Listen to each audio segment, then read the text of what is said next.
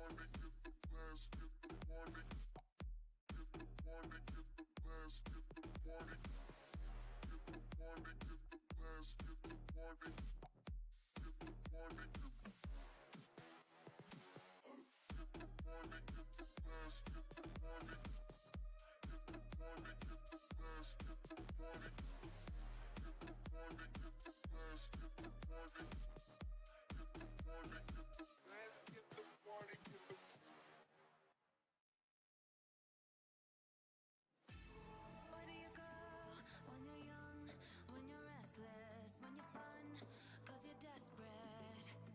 Oh, here they come for a chance, for adventure. What's your poison? What's your pleasure? Oh, my city, she never sleeps, my city.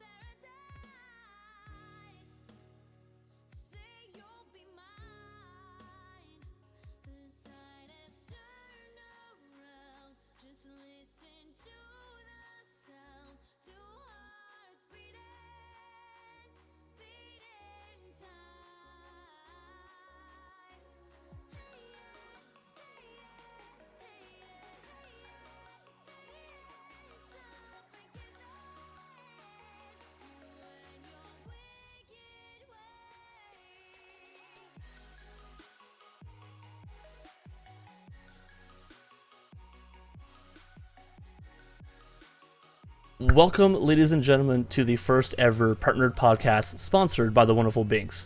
I am your primary host. My name is Saverin TV.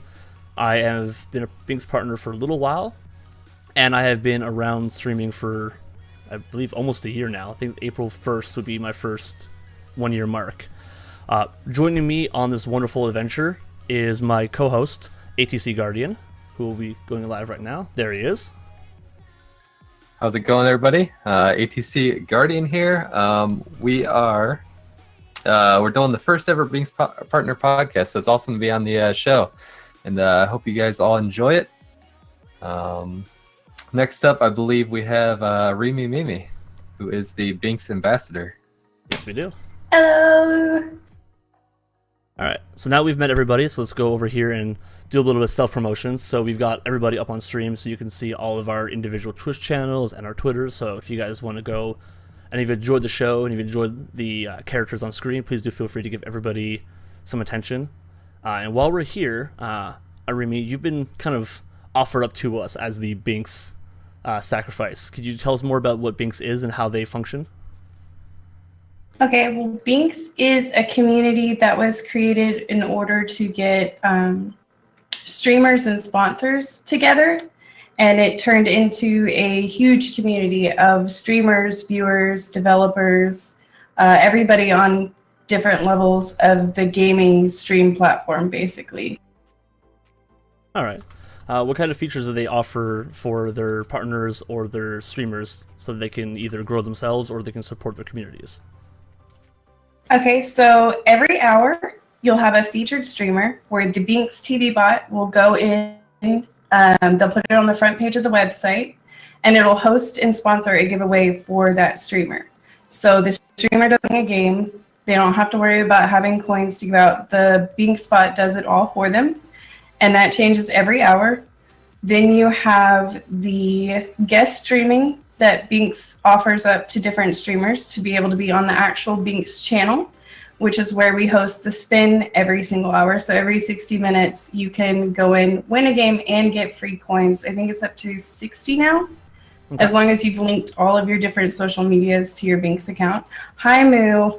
And then they just came out with three new features. We have 3 new features now.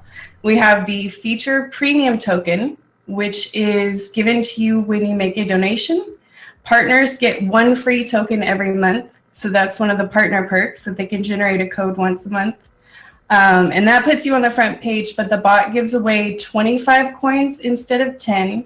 And the streamer has control when that happens and what game is given away. Okay. It does, though, come from that streamer's inventory. Then you have 2 new features under the streamer tab, which is the random giveaway every hour that the streamer can control from their inventory and when they want to do it. And then you have the spin to win feature, but that is partner only right now because it's still in beta. I've actually personally missed out on a lot of those features before. I have not known that we've actually had that much new stuff added into the content. It's a lot. There was a lot the last couple months. It very much is. That's actually impressive how much work they're putting in. I've personally assisted with other community-based growing platforms, and nothing is growing this fast. Yeah, they've been around a little while. This year they seem to have boomed, and we also have the features for raffles, so that viewers that are going in, or streamers that are going from feature to feature and getting these coins and getting the codes from, of course, the partners. The partner perk is to give away coin codes and extra spins, that they can go in and enter these raffles to try to win games or buy them straight out of the exchange. Yeah, I have noticed that the discounts in the store are very generous and actually really nice. Yeah, they are. All right, so now that we've kind of blown up a little bit, let's go into the topics for the night. So let's go into more of a full screen view for everybody. As you can see, everyone's names are present there, so you'll know who's talking. The first topic tonight is Epic Games. So the developers for Fortnite, Paragon, Unreal Tournament, recently, a while ago actually, said that they would be ending Paragon, ending development, giving full refunds to everybody. So if you've purchased in-game cosmetics or even buying the game, you get a full refund. No discounts, no nothing, just a full refund. But recently, they've actually said that due to their success with Fortnite and their inability to produce Paragon into the game what they wanted it to be, they've given every single asset for the game to any other Unreal 4 developer. So they've given away their character models, their skins, animations, visuals, dialogue, and environmental assets, averaging around $12 million. Like, that is insane for a developer to do that. Yeah, it's like super shocking. I know I used to dabble in Unreal Engine 4, and I literally downloaded it just to get these new assets that they were like really high quality assets. They were saying, I believe, each one of the models is worth $6,000. Oh, geez. Like $6,000 for every single asset. Like one tree, $6,000. Yeah, I wasn't aware that they were giving it to like anybody. I thought they were just giving it to development companies. I didn't know like just Joe Blow, who has the Unreal Engine, can actually grab those assets up. That's impressive. Yep. Anybody, it's really, really cool. And I encourage anybody, if you're looking to get into game development, download the Epic Launcher, and then you could just download the Unreal Engine from there and start playing around. Yeah. Have either of you actually played Paragon before? I've never played it. I've heard of it. Never played it. I think games like Overwatch kind of took over the spotlight. I've never played it. Oh yeah, it was kind of like a third person. It would look like Smite, very very similar to Smite. So it was a third person, behind the shoulder kind of MOBA game, but the characters were pretty unique, and I actually liked how the fact that there weren't really roles. You didn't have a jungler, you didn't have a laner or a support. Every character had the ability to play all of it, and honestly, it was like a visually stunning game. It was probably one of the most beautiful MOBAs I've seen. Yep. Yeah. We could actually give let's give some chat some just idea of like what they gave away. So this is a quick little video of like the things they've given away. So these animations, all these character models, all of this was given to everybody who has the Unreal Engine. It's just an absurd amount of content given away for free. Yeah, it's going to be really interesting. pretty. It's going to be interesting to see how people use those in projects and like other games and stuff, other game developers and indie developers using those assets from Paragon. Exactly. And this is all falling on the back of Fortnite being the most popular free-to-play battle royale out there. Like, I've had my hand in it and I loved it, but I personally can't handle how like the building. I can do the shooting, I can do the looting, but I can't do the building aspect of that. Yeah. Have either of you played Fortnite? No, but I watch a lot of Fortnite streams because a lot of people have switched to playing Fortnite recently. I like the art style in it a lot more than in PUBG. It's a lot more up my alley. I think it's a really, really pretty game. Yeah.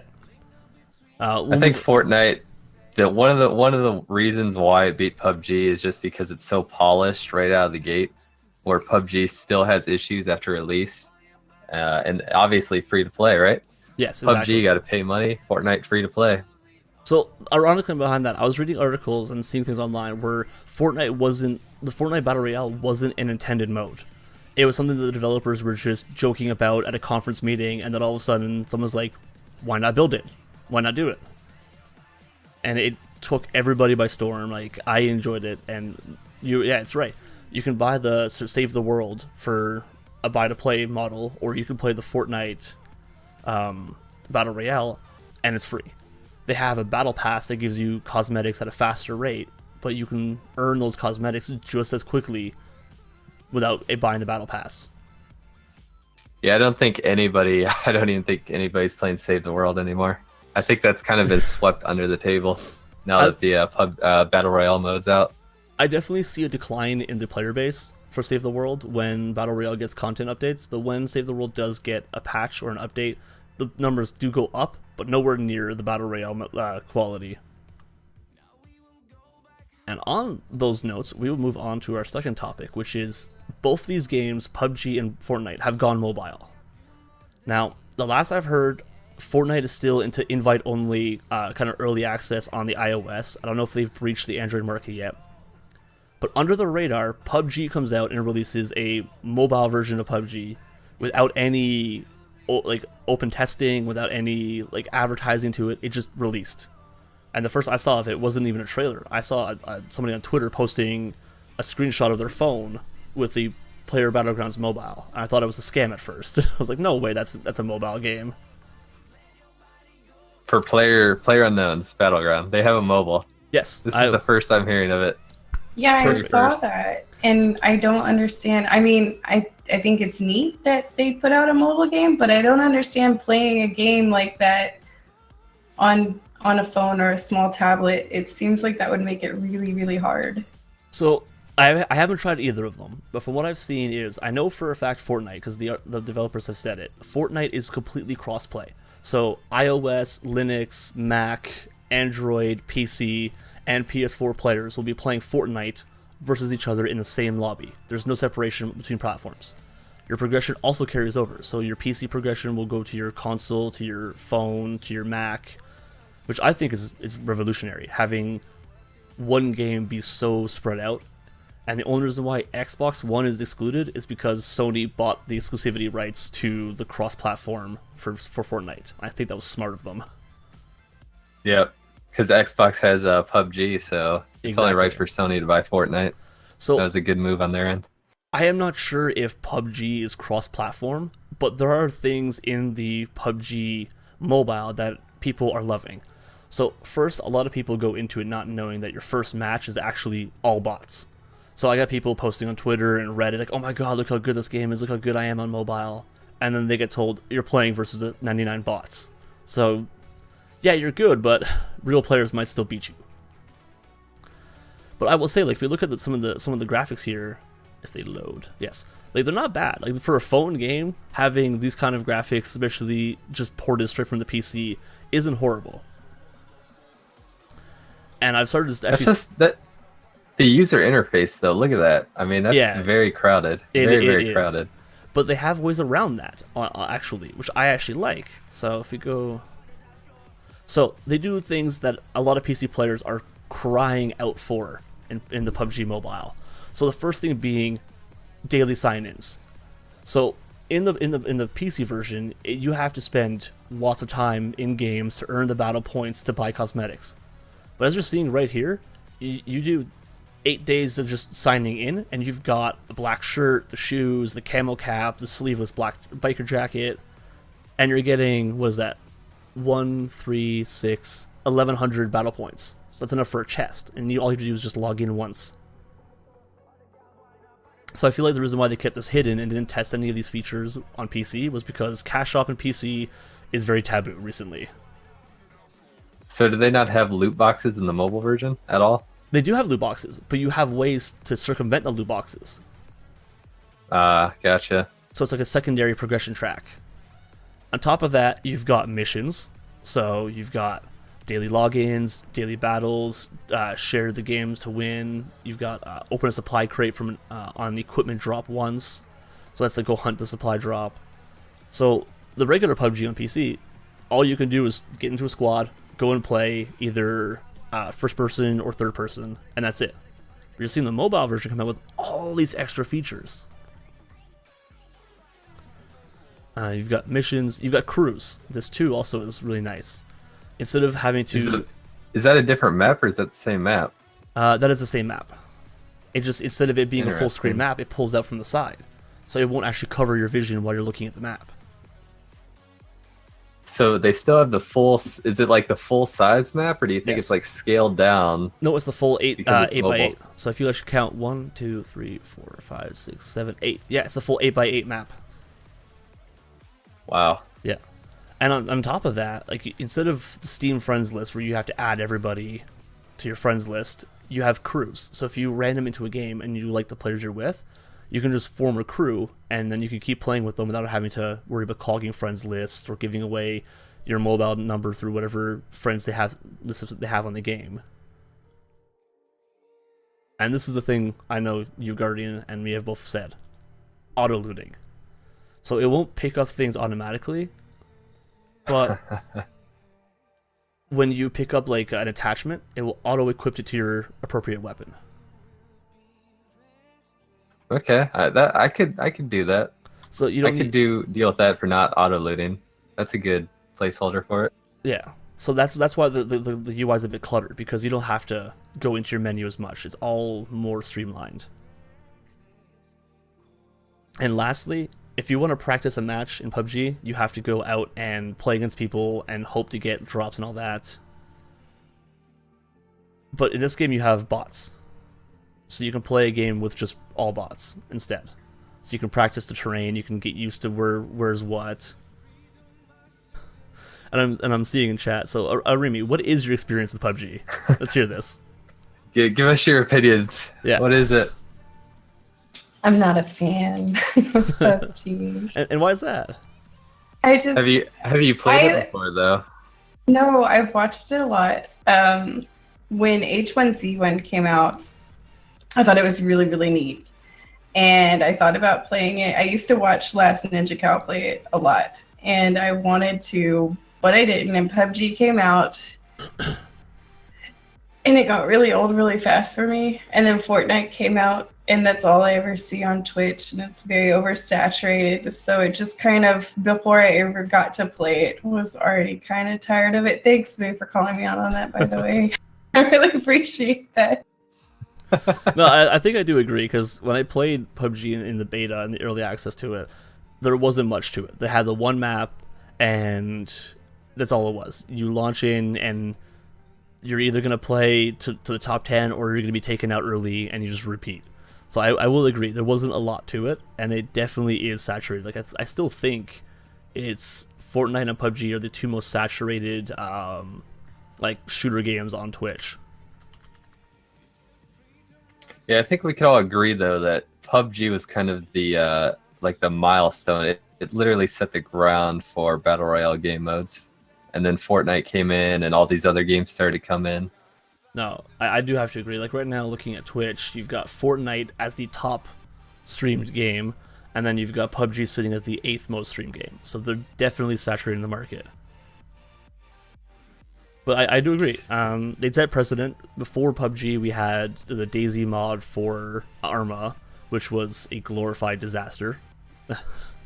It was never fully fleshed out. It had bugs everywhere.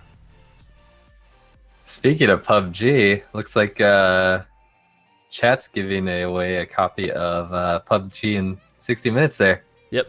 Maybe Arimi could get in on that giveaway and win it and play with us later. I swear if I won it, I'd have to. I would never live it down if I didn't. Alright guys, you heard that. Give her a copy and she'll play. But yeah, no, I definitely have to say, it is... I can't watch a streamer play the game because they'll do amazing things, like they'll headshot from 1,000 meters, and I'm like, yep, drop the mouse, walk away. I can't do that. I'm not even gonna try. Yeah. GG on me, I'm never doing this. That's one of the reasons I don't watch people PvP in World of Warcraft, because I can't match the majority of people's skill, and it kind of gets me down, so I can get that. I like watching PUBG streams from streamers that are having a ton of fun and they're not taking it overly serious. Yeah. I'll sit in a lot of those streams where they're just kind of hanging out with their friends and just having a good time. That's where I find it entertaining. Yeah, I think when I played, I had two groups of friends. I had the friends who were the tryhards. You know, you're dropping in, you're tactical, you're aiming for that top 10 every round. And then I had the group of friends that were just like, you know what, let's just play the game, see what we get, and just do stupid things. I think it was even with like Guardian and Admired Plague, and then my wife Zell, who also streams with me. We were all just dropping random locations, not even communicating, just basically having a conversation, and we happened to be playing PUBG at the same time. Yeah, I see a lot of streamers also have like different ways to interact with the community. Like some people have a wheel spin that tells them what guns to use, and they're, you know, if you like donate certain bits to somebody's stream, they'll have like wheels and all that sort of dice roll, which is kind of cool. Well, I knew somebody who used to do a bunch of like challenge modes. So one of them was like a NASCAR mode. You can only make left turns. So the entire round, you have to make your entire movement around the map based on left turns only. So you got to do a right turn, you make 3 lefts. I just like I could not stand that. I would lose my mind. And I think you had a system like that, Guardian, too, where you were setting up Like, Yep, you could only use like bow and arrow, crossbow, or whatever the whole match or something like that. Yeah. It was insane. that was definitely a challenge when I played with you on that one. And we're gonna keep the conversations moving through the PUBG talk because that's definitely something that's blown up recently with the record-breaking Twitch stream. I don't know if you saw that news, Arimi. Yes, yeah, I remember. I'm pretty sure everybody saw that. Like, I think you'd have to be blind not to have seen what happened that night. So, for anybody who may not have seen that, I believe it was... Actually, I gotta get the date right on that one. It was March 15th, I think it was. No, it was March 3rd. So, on March 3rd, the Twitch streamer Ninja decides to, or managed to somehow get the singer Drake onto his stream, and they almost crashed Twitch. Like, I was trying to watch other streamers, and I was like, why is his stream lagging? And then find out, lo and behold, there's a stream holding over 2/3 of the entire viewership of Twitch on one channel. And that was Ninja streaming with the rapper Drake, and then eventually they got other people to come in. I can't remember who else they brought in.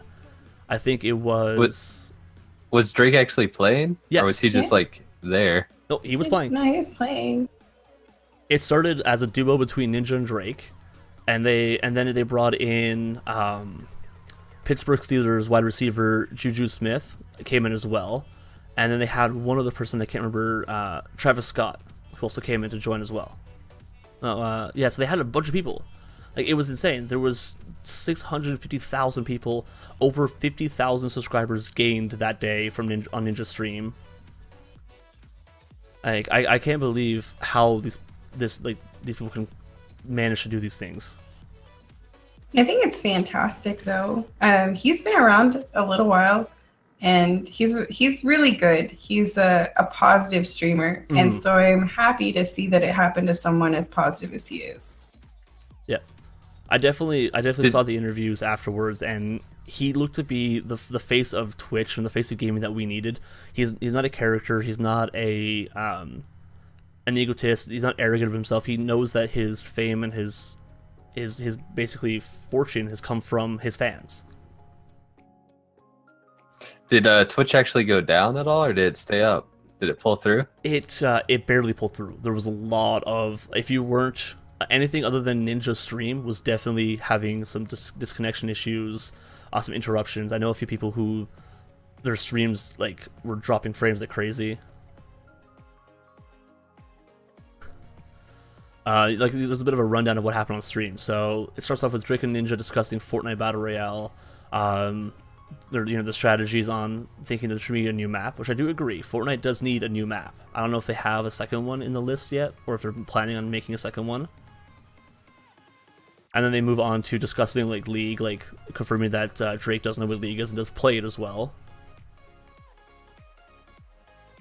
Look at it with a little bit. Wait, so they're playing Fortnite, not PUBG. They're playing Fortnite. PUBG? I didn't catch the stream. No, Oh, they're playing gotcha. Fortnite. Okay. Yeah. So they were playing Fortnite together. Drake was using a John Wick inspired skin, so that was kind of cool to see how that was looking. Also confirming he was vegetarian on stream as well, and he was not interested in chicken dinners. That's probably why he played Fortnite. Did they didn't they just come out with a ninja skin? Aren't they coming out with a ninja skin for Fortnite? Yes, they did. I think they would have to come out with a ninja skin after what he did for Fortnite, because that not only brought that huge community, that following from Drake on his Twitter and his music into Twitch, but they brought it into Fortnite. I think Fortnite's numbers skyrocketed the next couple of days afterwards of new players and new accounts coming in. Yeah, another thing that Fortnite's doing right, I think, is they do the holiday events, and PUBG does not do that. It makes me so mad that PUBG doesn't do anything for the holidays. They don't have any type of holiday events or extra stuff or anything. Not even like Santa hats that you wear around or something. And it's not just like a holiday event. Like they themed the whole map. The whole map changes. All the cosmetics change. Your weapons change, and it's a huge thing. Like they're changing the entire map every couple months for a new holiday. PUBG. I didn't know that. Yep. They've got recently they had a Christmas theme. Everything was covered in a little bit of snow. You can get like gingerbread outfits. It looks really cool. And then on top of that. Yep. What else was happening? So, They had that going on. PUBG doesn't. They've done their events, but it's been mainly focused around gaming conventions. Like they had the Gamescom pack, but that was a paid event. So if you want to open the boxes, you gotta swipe a card to buy the keys. When Fortnite just does free stuff, like, hey, we're theming all of our stuff Halloween, and I think that's an amazing idea. Yep. Again, that Fortnite just has a bunch of customization features too, like a ton more outfits now. They didn't have that at first, but now they have so much outfits. Like, and I don't think PUBG's added like any new customization at all. Not in a while. Like you've got your glider skin that you can customize. You've got your full body skin. Like I've seen some people in like knights armors, Santa costumes, ninja outfits. You also have the emotes that Yes. play the music now. When I first saw that, I haven't played Fortnite in a while. I first went to somebody's stream and I was like, what the heck? They're dancing with like little emotes. I would just walk around the whole game doing that the whole time. Well, there's other cool things too. Like they have the party grenade, where if you throw that grenade down, it makes anybody caught in the blast radius just start dancing. So I think that's like one of those humiliating defeats ever, because the grenade didn't kill you, but now you're dancing around and you can't defend yourself, and somebody just comes up there with a shotgun and looks at you, waves, and then fires. I want that. I wish that was like a thing in real life. You know, you just throw out a little party grenade and everybody just starts breaking out in the grocery store. Oh god. So that could go really well or really bad, because it could go really well where everyone's dancing really good, or really bad where no one dances good. Now, I don't know, we're going to move on to the next topic of conversation, which scares me, because this is where we start getting into the whole possibly controversial topic. So, on the success of Fortnite and Drake and Ninja's stream, more celebrities are trying to branch into Twitch.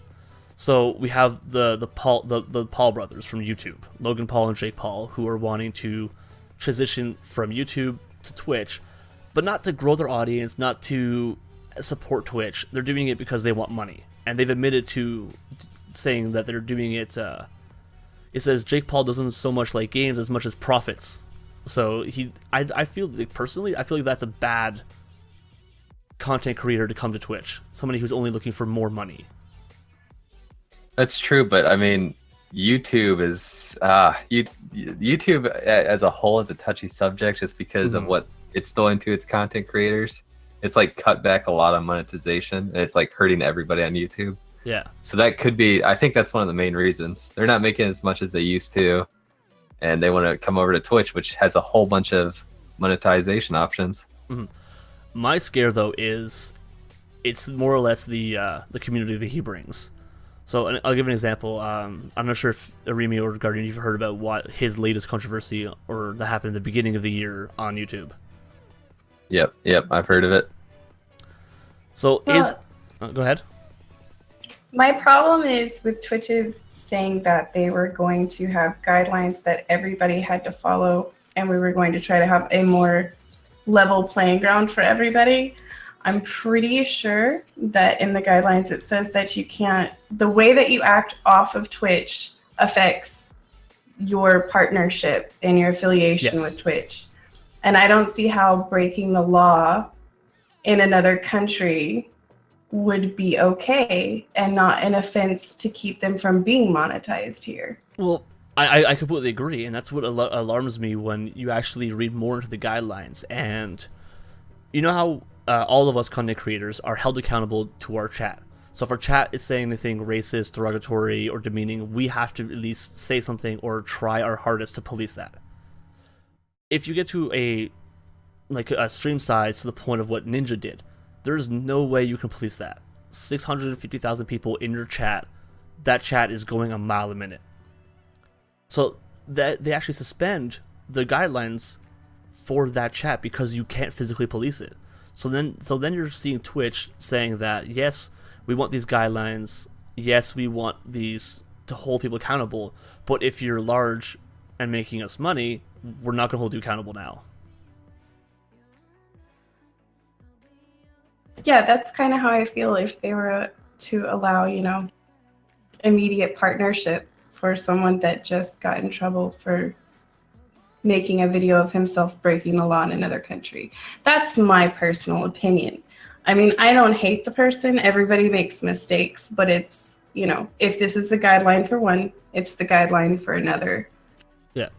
Now, is it true that I heard even before his first stream, his chat has been lighting up and he's already gotten his first mark or something? 2 offensive. 2.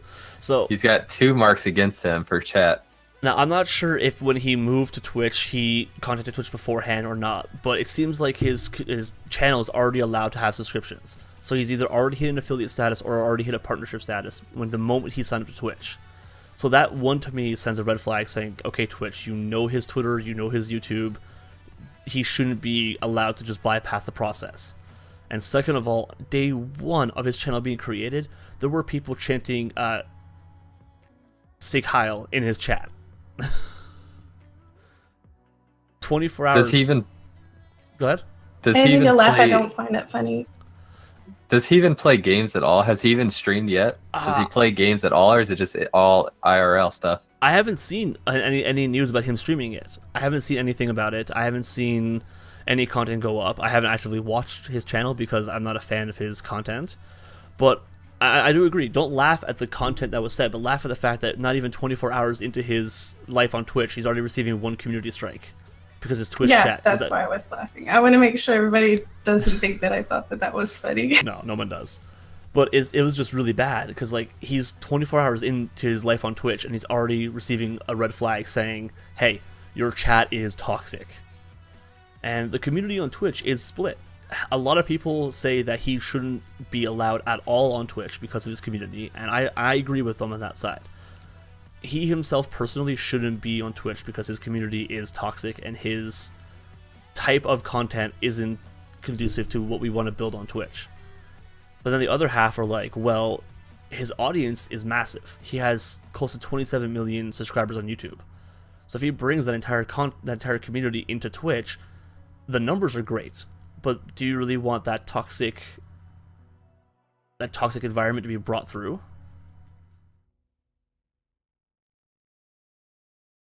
Actually, chat is joining on the conversation, so let's pull them up really quick on this one. So we got people saying there's so many streamers who have partnerships but haven't hit the criteria, to be honest. And I agree.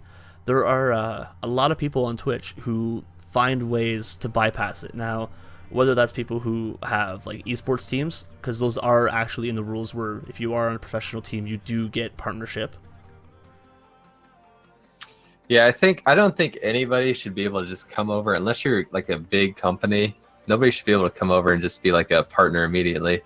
I don't think he's even streamed and he's a partner and now he's able to get all the money and stuff, and people are just probably throwing subs and bits at him and he doesn't even have to do anything. I think just because of his name. I do agree. You should have to come to Twitch, make yourself known, do a week, give Twitch something to base your criteria on of who you are, and then they should bypass you the process, so that way they can at least see your community. And I do agree, he is getting money. There already are 20,000 subscribers to his channel. So even if he gets banned on Twitch, he still receives that payout, which is a ton of money for just that, for just being on Twitch for 2 weeks and not streaming once. Yep, it's insane. That's insane. I don't agree with that at all. I definitely don't agree. On that note, to talk about it, what's everyone's timeline on Twitch? How long have people been on Twitch? How's your community growth been doing for yourselves? Community's doing good, I'm working toward partnership. I don't know about, I'm sure all of you guys are as well, but Binx, that's another reason I love Binx. Gotta plug Binx in there because we're on Binx, obviously. Binx helps communities and streamers grow. It's I've noticed a massive difference after joining Binx last year, and I am so glad I've joined it. And I think it's just a really, really good thing to grow the community. Yeah. Remy? I've been around since 2015, but I was gone for about who knows how long I was gone. I don't remember. It was a year and a half, something like that. I left during my pregnancy, spent a year with my daughter, and then came back. When did I come back? June. So been back almost a year, okay. About 9 months. And I've grown a lot faster than I thought I would when I came back. I got my affiliate ship pretty much right away. And then, because we didn't have that back then. No. So when I left, you were partner or nothing. And we had these like crazy requirements back then. And it was like 500 concurrent viewers to be considered for partner. So it's very different now. We've grown. Binx has helped a lot with growth. I've been working more on doing community things with other people, and it seems that my channel's kind of growing while I'm doing that, but that's been my main focus. I do want to be partner one day, but right now it's building relationships with other people on Twitch, building relationships with developers, and building relationships with causes. Like we've been doing a lot for the Anime for Humanity stuff, and so that's been my main goal in streaming right now. I've noticed that on your stream title. Can you tell us a little bit about it? About Anime for Humanity? Yes. They're a nonprofit that is attempting to release the negative stigma or lift the negative stigma around mental health issues like self-harm, depression, anxiety. They're also doing this thing where they go to anime conventions and they create a anime safe space, and they have licensed counselors there to provide tools to people who need it, because that can be a very high anxiety environment. So people who already are suffering and are trying to go out, it can end up triggering a lot. And so they want to give them the place to get the tools that they need, and they want to open the conversation with people and have anime as the common ground to make people comfortable to be able to do that. That's actually really awesome. Like just before the stream, actually, I was catching up on my week's worth of anime because I watched a little bit of it, but I was fall behind due to my gaming. But that actually is really cool. Like I'm actually really glad about that. I like working with them. Yeah. About my growth, I've been around, I think, almost a year now. I think I got in right when Streamlabs was starting to do their Streamlabs guild thing. I met up with an awesome guy named Admired Plague. He actually was a Streamlabs mentor for both myself and ATCGuardian. When the Streamlabs guild shut down, he did his own thing, and he helped all of us get affiliate. He showed us tricks to, to network partnerships, and based on that, I found Binx. I managed to find that through ATCGuardian. I found a huge community of Canadian-only streamers, so we've got a little Maple community going, which is awesome. I'm really upset though, because I found these guys after I left Ontario, and now I'm finding out that they're having like weekly meetups in Toronto. There's conventions now in Toronto. I'm like, great. When I leave, all the cool stuff happens. But I'm definitely really loving. Hey, Miss Tinkerhell. Yes, go Canada. Always gonna give love to Canada. No, I definitely think that Binx has helped a lot, and they're growing faster than I can even keep track of. Honestly, I keep having to come back to the Discord and be like, "What's new this week?" Yeah, I think when I joined Binx, I know there was only like I think I was one of the original 10 partners. There wasn't that many partners. No, a few months ago, and now it's just like booming. Yeah, we were in the first wave, I think. All right, so to move on, talking about toxicity, which is horrible in the gaming news. Actually, a lot of companies have banded together to try and stop that. So we've got over 30 companies who have banded together to create what is called the Fair Play Alliance. Basically, trying to make sure that nobody's discriminated against, nobody's targeted through anything like that. And the companies that are working with this is actually impressive. So if you go over to their actual website, which they have a really cool thing, it's already been built up. Their mission statement is the Fair Play Alliance is a coalition of gaming professionals and companies committed to developing quality games, provide an open forum for the game industry to collaborate on research and best practices that encourage fair play and healthy communities in online gaming, which I think we can all agree healthy communities are very hard to foster when it comes to online gaming. They're saying we envision a world where games are free of harassment, discrimination, abuse, and where players can express themselves through play. And if we go down, they already have events, so they're already gonna they're hosting a summit at GDC, which is actually just went past a few days ago. I need to look up at how that went. Now I'm curious as to, I know I sent you this article before and I didn't have time to read it. I've been so busy, but I'm curious as to how do they actually plan? Do they have like an actual plan on how they're going to combat toxicity? So I think it's more or less about future games and the companies working to in their own respective communities work on helping that out. So you've got big companies like Blizzard, CCP, Epic. You got Discord working on this as well. You've got Twitch, Xbox, Unity, Riot Games. So basically, some of the largest companies that have the largest online multiplayer base are working together in this. So they're going to be combating toxicity inside their games by enforcing harsher rules on people who are discriminatory, harassing, or being downright toxic, as well as enforcing positive communities of people who are going out of their way to help others, to stop other players from being toxic. These are things that they're working to do. And I find that having these major AAA companies involved will definitely be a fighting force for this. Do they have any way for like people, like not companies but like content creators to get involved? I didn't check. I don't know if there's like I haven't seen anything yet to support it at all. There's a contact to them right now, but I haven't seen anything about how to help support them. I think the main thing is this is brand new. This is only created, I think, about 2 months ago, so they're actually a pretty small thing for now. But they are definitely working to make this bigger, and I'm literally looking forward to see what they can do with this over time. I think that falls back into like all the things we've been talking about, where Enemy for Humanity, Binx TV, taking toxicity away from people, bypassing the partnership or the affiliate status. Yeah, sounds like it'll be a good feature, or good for the community. Hopefully, definitely will be something to look forward to. And the last topic we have preloaded for tonight is, and I love this quote using it for it: "Sea of Thieves, miles wide, inches deep."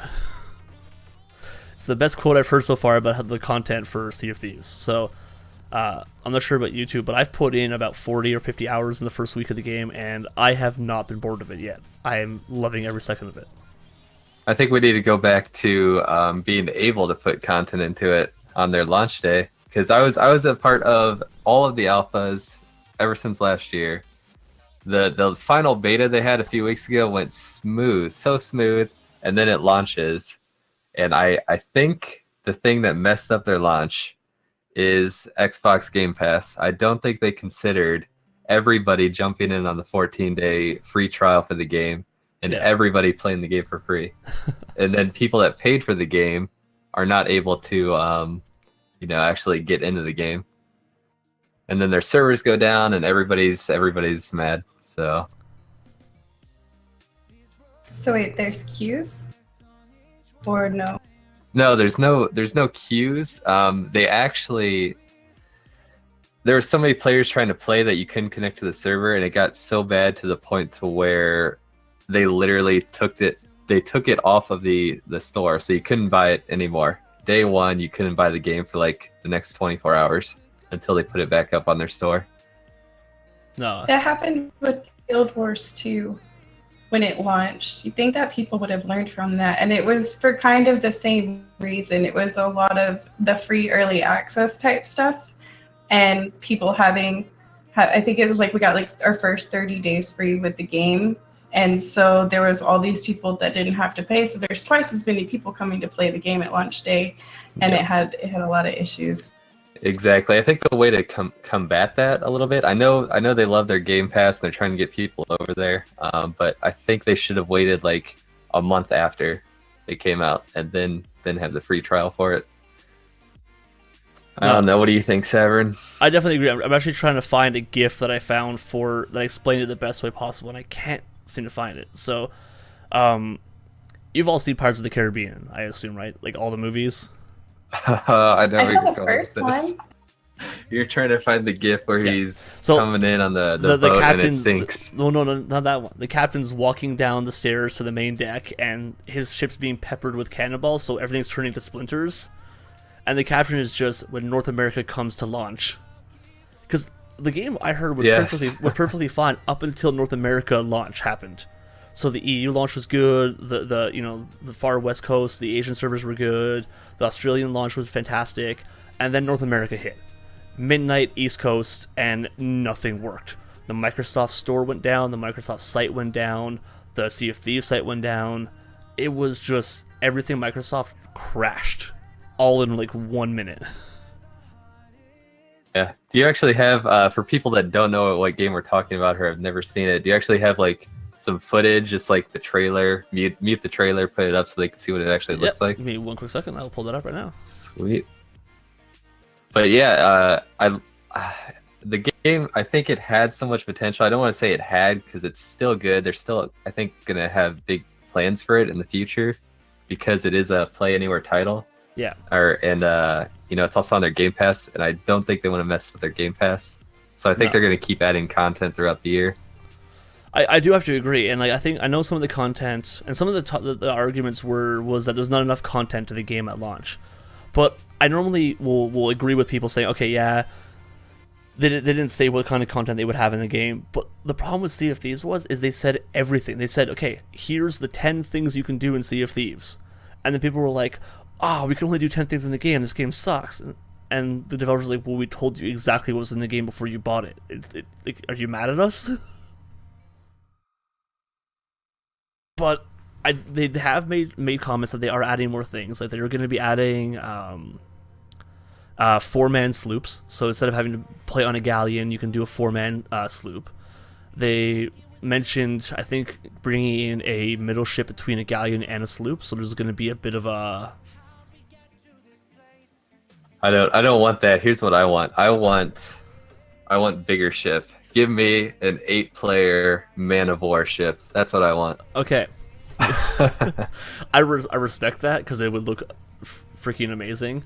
But I played on my launch night with somebody who actually is in the U.S. Navy, and a galleon is like even managing a galleon with 4 people is still too unmanageable. You need like 6 people to handle that thing in proper combat. So I would like to see the party size increasing a little bit with what we already have, and then if it stays stable, then move on to bigger ships like Man of Wars or frigates or those kind of ships. Yep. Give me my Man of War. I'll be happy. Even if it's like 12 players.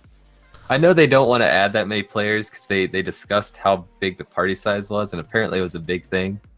A big discussion they had. They said the reason they wanted to keep it at 4 players max was they said they felt that was the perfect amount of people to have for the game.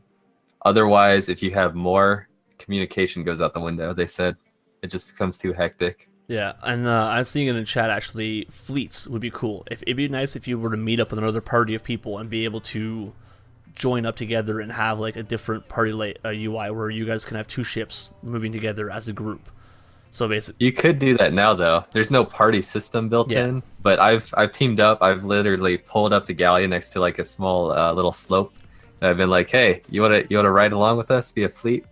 And then we'd go take other ships out. It's pretty fun. So I guess the gameplay, if you're in there with other people and you create that content yourself, it's kind of like a little sandbox. Mm-hmm. There's not enough content in the game, so you kind of have to find ways to make your own content, and it just makes it a lot more fun. Yeah, and they are talking about releasing like a new like other things you can do, like fishing and those kind of aspects, and like whaling, but we haven't seen anything concrete just yet. Oh geez, they're gonna get PETA on them now. Probably, because I know PETA had they had a big deal with Assassin's Creed Black Flag with the whaling. Really? Yeah. What? Yep. They I'm pretty sure back when Assassin's Creed first launched, they were getting hit up by an animal protection companies saying that they didn't support like whaling or anything like that, and they like don't like the game because it has whaling in it. So I have actually never heard of that before. Yeah, it was apparently a big thing. It's not surprising at all. And one of the last problems people are having with Sea of Thieves is, I don't know if you've run into the Kraken yet, Guardian, but the Kraken fight right now is basically you have its tentacles that come out of the water and attack your ship, and you have to use your cannons to fight them away and eventually defeat them. People would see the Kraken and they would hop in the water to look at the Kraken model, and there was nothing. So about like maybe a foot under the water, you see the tentacle come down, and then it would disappear to nothingness. So they never bothered to render or animate a body for this kraken. Have you seen the Kraken before? I've encountered it once, and it destroyed me, and I haven't seen it since. So if you jump in the water, there's nothing there. There's Nope. just tentacles out of the water. Yep. I don't like it. I don't like it. Refund the game. I want my Kraken body. I was really jealous of everybody who had Sea of Thieves until this podcast. Now I'm not feeling so bad that I don't have it. I was okay. So I was kind of at the point 2 days ago. The day after it released, I was like, I had my mouse on the refund button, and I was like, do I want to refund this game or do I stick with it? So I decided not to refund it because it is a lot of fun if you get in with friends. If you have a lot of group of friends that play it, it's fun. If you're playing solo, it's not that fun at all. I just think it depends on the people you're playing with. Yeah, like I play it right now with my wife and my dad, and we have a lot of fun. We go out, we do a little bit of pirating. We basically only retaliate if we're caught, like if we get shot on first, and it's a make your own content kind of game. So you can't go. There's no progression. There's no physical progression. Like Destiny, you play the game, you get higher power weapons, you move forward, or any MMO, you level up and you get better, stronger weapons. You can fight people easier. Sea of Thieves, you could be a pirate legend and have everything purchased in the game, but you are no stronger than the first person who just showed up to the game, because everything you buy is just cosmetic. It's just how you look. And to show you what I mean, Yep. Guardian, that's the Kraken body. That's beautiful. Look at that. Yep. So you've got a Kraken tentacle coming out of the water, and then you've got it going into the water and then disappearing into nothing. Did they seriously not think somebody would not jump in the water and try and see the Kraken? What were they thinking with this? I'm not sure, but I will say one thing. No matter all the complaints, the ocean, like the ocean effects, look so phenomenal. Oh yeah, the best water I've ever seen ever. I just stand there on the beach and look down at my feet and like, wow, look at this water. Yeah, it looks like the entire budget went to a skybox and the water. It makes a good background. Definitely does, Tell you yes. that. So, as we have ran The out- sharks are also terrifying, by the way. They really are, because they're quiet. You don't hear them. They look scary. They have like those little like scars all over them, like they've been in battle. I jump in the water. It's all crystal clear. Turn around, shark right there. Yeah. It's like, I'm gonna get you. So, since we've run out of topics, Arimi, are there any games coming up, or end of the year soon, that you are looking forward to playing? Yes. What would those be? Battle for Azeroth. I am like super stoked for it. I'm playing Blade and Soul right now, and they just had a patch come out with more content. I haven't even finished the main storyline yet, so I'm enjoying that, but we have the Blade and Soul, or not Blade and Soul, but World of Warcraft expansion coming out. And that's it. I don't think there's any more games coming out that I'm really looking forward to. Oh well, they're making the what is it called? It's Pinstripe's next game, basically. The developers that made Pinstripe, which is a really, really, really pretty game. It's like a platformer. And they just did their Kickstarter, like earned all the money that they needed. And so now they're going to be making that game. Okay. And I'm excited for that, but I have no idea when it's coming out. I've actually never heard of Pinstripe. I'll look into it now. It's beautiful. It's a really, really, really good game. Okay. Guardian, any games other than Star Citizen, because we don't know when that's coming out? Yes, Star Citizen release date way in the future. I think for 2018. Let's see. The Far Cry's coming up. What do you guys think about Far Cry? I'm not gonna get it. I don't think it's too repetitive, but they're bringing it to the U.S. Isn't it like, what is it? North Dakota, I think. Yes. So Utah. No, it's Colorado, I think. I'm not sure. I don't remember. check it out. Now, see, I have never played any of the Far Cry games, but I have played so many of those style games. Like, I've played Just Cause, all the Assassin's Creed games. So, open worlds, collectathon, or like repeatable games have worn out, in my opinion. It's Montana, USA. Yes, that's it. And then when the setting being about like a religious cult, I'm like, okay, so repetitive open world game involving a religious cult. It may look pretty, but it's not my style anymore. It's just lost me there. Yep. They ran out of other places to go to, I guess. They got to come to the U.S. and I don't know. I don't think the storyline doesn't look that good. It just looks like it's becoming a run and gun game. Mm-hmm. I've actually watched somebody on my stream team play it, and it looked just like a run and gun game. How is it? Is it out? Is that how they're playing it? I think it's out now. Oh, well, I'm behind on the news. Let's just check. Last time I heard anything about it was E3, so I'm not sure at all. It says I remember watching the trailer at E3. It looked interesting to me, but I probably still won't ever play it. It looks like it's March 27th, but they may have gotten like a beta or an early access copy of it. I'm not sure. I'll have to ask them how they got it, because they were definitely playing Far Cry 5. Huh. Yeah. And then go ahead. Go ahead. No, go ahead.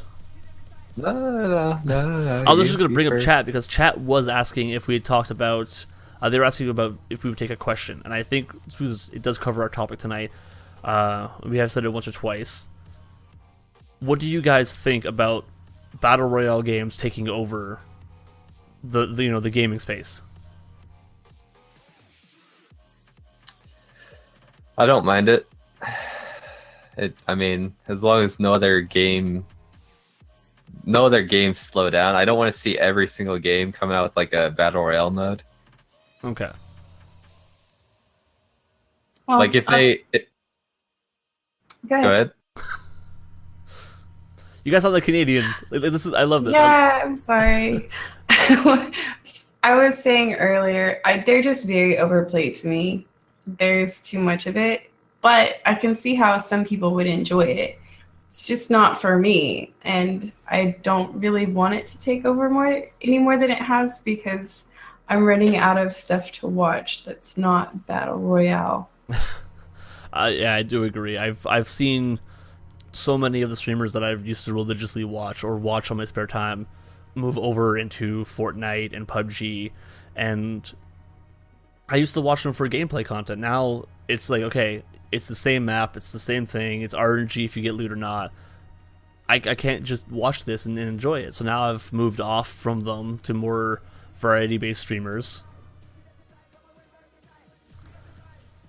And on the note of games we want to play, has there been any games that you guys have regretted not picking up recently? I don't think so. I was looking at Monster Hunter. I watched actually a couple of you guys play it. I watched you play it, Saverin. Mm-hmm.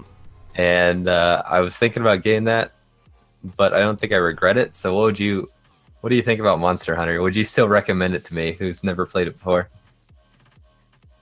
I would say if you it's a great game because one, it's visually beautiful. So if you have a setup that can support the full aspect of it, like I've got a PS4 Pro, I've got a 4K display screen, so I'm able to view it in its glory, and it's fantastic. Every weapon feels fluid, and the progression system doesn't feel like you're ever held back. I feel like you can play the game pretty smoothly, or drop in, drop out, and it doesn't feel like you're spending too much time into it. I would definitely recommend people to wait for the PC version at this point, because if you go to the PS4 version, there's so many things that people have already missed out on. Like there's events, like costumes and cosmetics that you can't get anymore. But when the PC copy comes out, they'll be giving all those back to the players. So I definitely say wait for the PC copy. What about yourself, Arimi? I wanted to say that Monster Hunter is a fantastic game, and I think anybody should get it at any time on every console. I love it. It's a great game. And then I forgot the question. Any game? A game that I'm sad I missed out on. There hasn't really been one. I have regretted not playing a game faster this year, but that's about it. I regret not finishing Breath of the Wild. I didn't get to. It came out when Zelda was turning about 1, and so my time being able to play on a handheld that she could take away from me was pretty limited. So while everybody has now finished it and moved on to like master modes, and now they're completely over the game, like I'm just now being able to really get into it. Mm-hmm. I definitely would, as someone who's sunk 400 hours into Breath of the Wild, I would say play it. It's worth going back to it, and it's worth playing it even if you've seen everything about it. I got lucky. I actually came off the leg surgery right at that time, so I was basically posted up on a couch. I was just like, why not play the Switch? And I just started playing it, and next thing I know, 2 months have gone by, and I've almost completed 100% of the game. But they're definitely not nice with that. 999 Korok seeds. That is a pain. Yeah, did you do 100% complete? I am missing everything. I'm missing just the Korok seeds. I think I'm missing like 200 of them, but everything else I've gotten.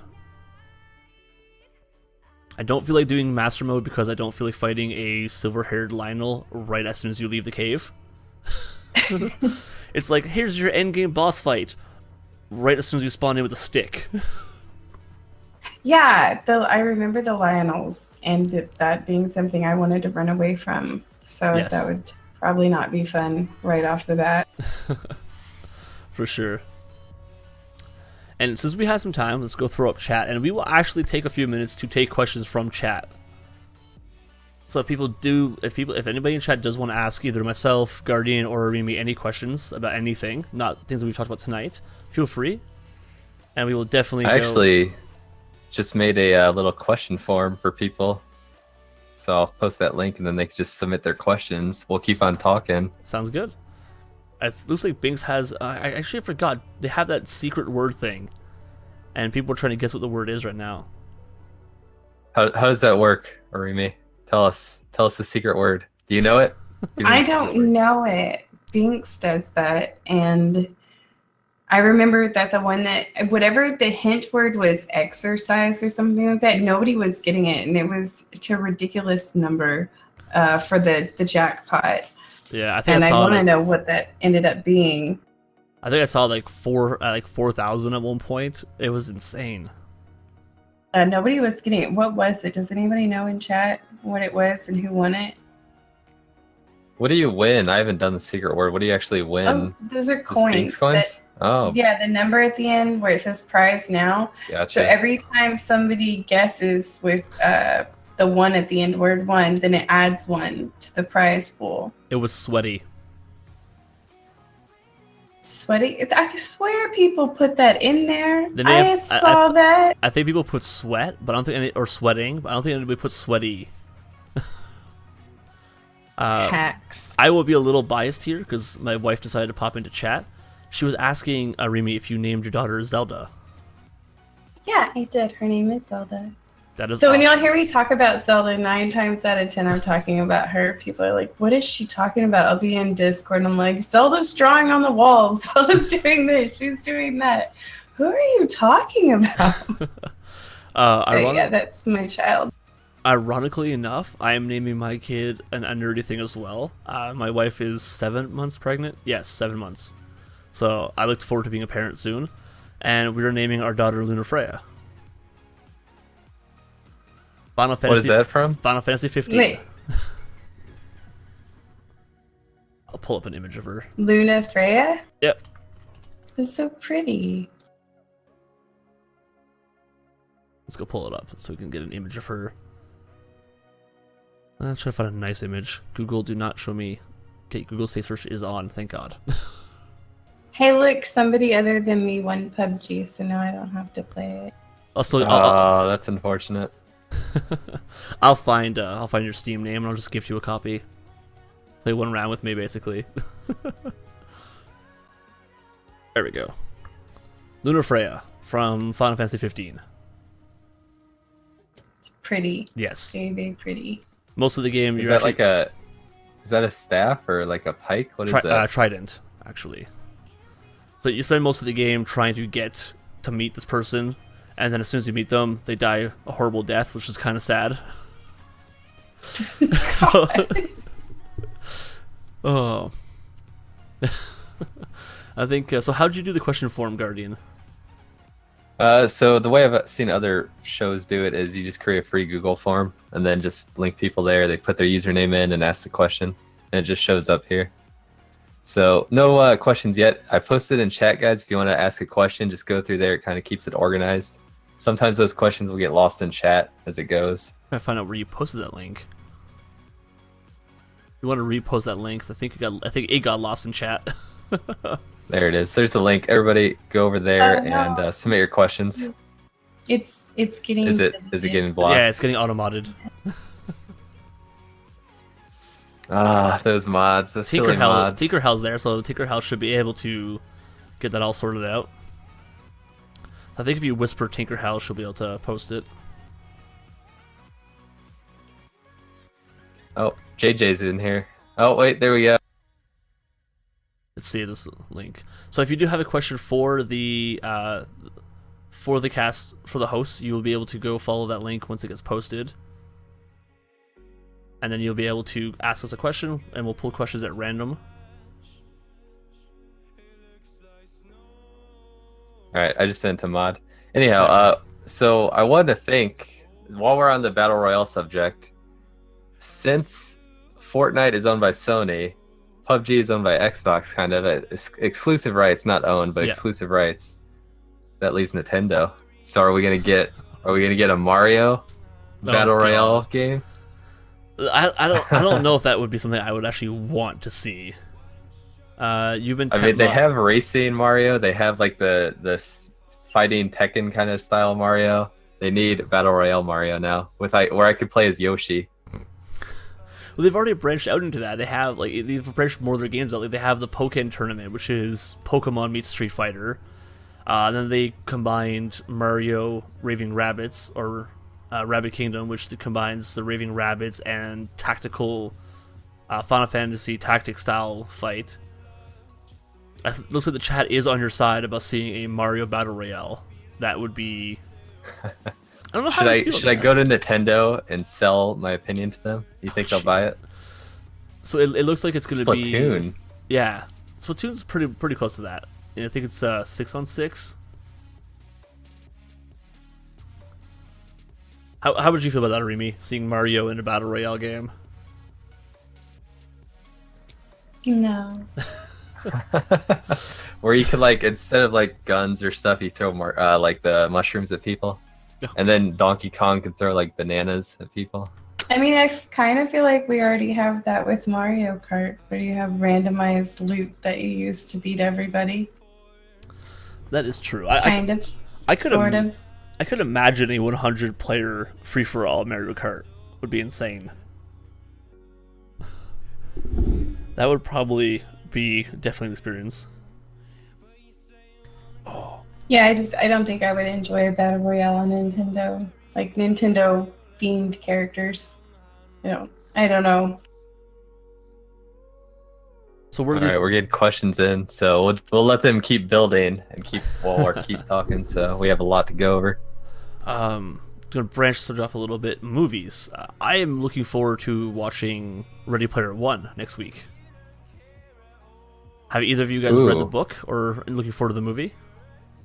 Ooh, it takes place in my state, Ohio. Yes.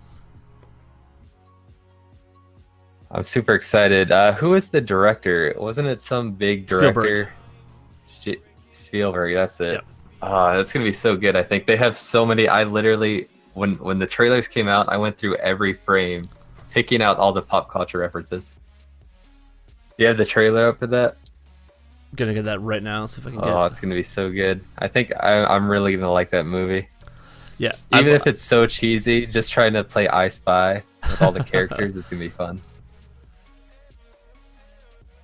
It's actually I've read the book, and it's probably one of the best books that I've read in a long time, just because it's all 80s references. The entire book, it's just 80s this, 80s that. There's D&D references left and right. There's Back to the Future. There's a Breakfast Club, it's just I can't just not enjoy this. Like even right in the beginning here, you're seeing so many references to anything.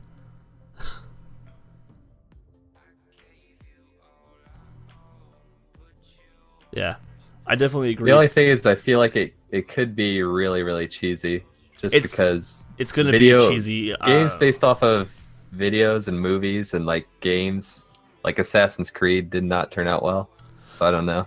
That Assassin's Creed movie was really bad, but the thing I like about this movie is they didn't just decide to make a movie based on the book. They actually brought the author of the book into their screenwriting room, and he actually wrote the screenplay for the movie. So it's adapted to be more of an interesting action-based movie than the book was, but not without losing any of the major plot points. That's where I think they did the one big difference behind this versus most book or movie, like game to movie adaptations. Yeah. March 29th. I thought it was summer, but it's not. Next week. It's coming out the day before Zella's birthday, actually, my wife. Are you going to go see it in the movie, or are you going to wait? Oh, I'm seeing it in the theaters. I will probably see it like 4 times. I definitely like to see the Battletoads with the Ninja Turtles fighting alongside Tracer from Overwatch.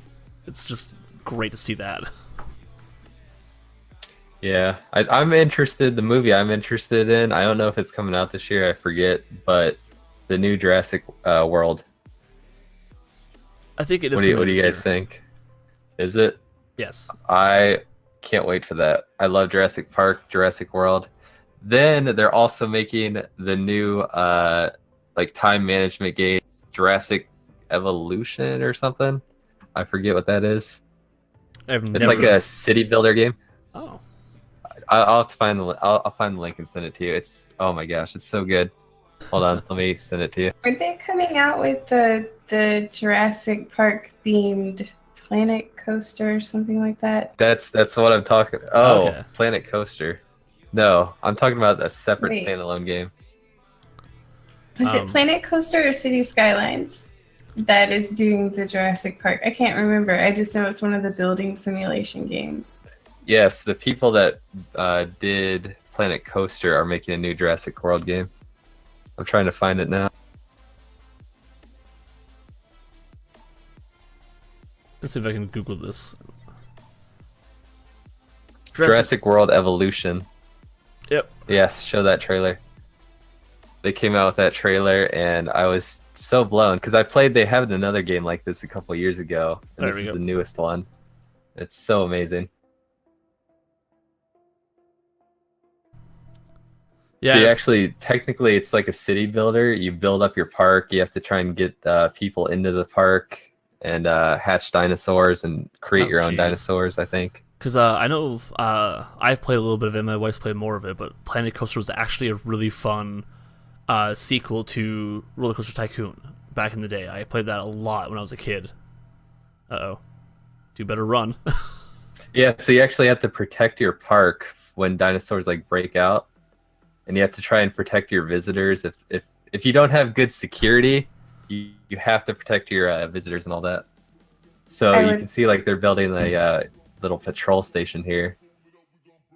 Jeez, that poor guy. Snack size. I would play this. I would probably fail really hard, but I would play it. That looks like a lot of fun. I would probably do what I did as a kid with Roller Coaster Tycoon and make things built to fail. So I would do nothing but carnivorous creatures and then just unleash the gates and just see what happens. That's what everybody did with Roller Coaster Tycoon. They did all those crazy experiments with the guests. Yeah. Just like built roller coasters that had no end to them. Sims where you put the pool with no ladder. You put the fridge in the other room and they can't get to it, so they just stand there and throw their hands up in the air. Yep. So what kind of questions have we got? Because I know they should be flooding in. All right, we got 6 questions. So first question comes from Experienced. He says, first off, thanks for the 500 Binx coins. Second, with the growth of Royale type games, do you guys feel like do you feel that will negatively affect the release of games such as Call of Duty, and other FPS titles that are not battle royale games. I'll let you take this one first, Guardian, then I'll say my piece on it. So I think that's going to be interesting because I never thought of that. So the next like Halo titles, I don't think they'll do it right away, but they might actually jump on the bandwagon of like maybe a mode for it. If we see another Halo game, they might come out with a battle royale mode maybe. Just to kind of keep up with the other games. I don't think Call of Duty will do it because their whole thing is the zombie mode thing. Yeah. I don't think it's gonna prevent those other established titles from going the direction that they're already headed in. They might just add a mode or two, to please the Royale type people. No, agree. Like Battlefield isn't at risk because they already do 64 on 64 battles, so those pretty close to battle royale status, and those maps are massive. I think one of the Battlefield maps ended up being 13 kilometers squared, which is a little bit bigger than the biggest PUBG map right now. So I don't think they have to be worried about it, but I definitely think that their next iteration of those games will have to be a cut above what they've been previously releasing to draw people away from the battle royale games. Oh, I think Guardian's having dog issues. Abby the dog? Yep, she's trying to get on my keyboard in the middle of the show. Well, no, what I was saying, I think those companies will have to put an effort in to make a better product to pull people away from the free-to-play battle royale. Like Fortnite's holding a large player base hostage, basically, right now. Yeah, I agree. I would like to see it. I don't know how to say this. I love Call of Duty, so I don't want to trash a game that I really, really enjoy. But I would love to see slower releases so that they would take time to make a better game instead of just taking the time to hire a bunch of really nice voice actors and putting good cinematic like snippets in the campaign and then just release a copy paste of their last game. No, agreed. And I think Assassin's Creed actually was at fault of that at one point. They had, in the early days, there was 2 to 3 years between their releases, and then it started coming down to 2 years and then 1. And then you start seeing a game that released, I think it was Unity, that had astronomical amounts of bugs, glitches, unplayability, and it was attributed to most likely the fact that they're being pushed out too quick, too fast. And then Origins came out 5 years later. So it's literally they learned from that mistake of don't push too much out too quick, because then you lead to bad games. Wait, Jamie is saying that Call of Duty has different teams working on each one. Is that where they come out so fast now? Yes. That is, they have Activision, and what was the other one? It started with a T, I thought. Let me check that out really quick.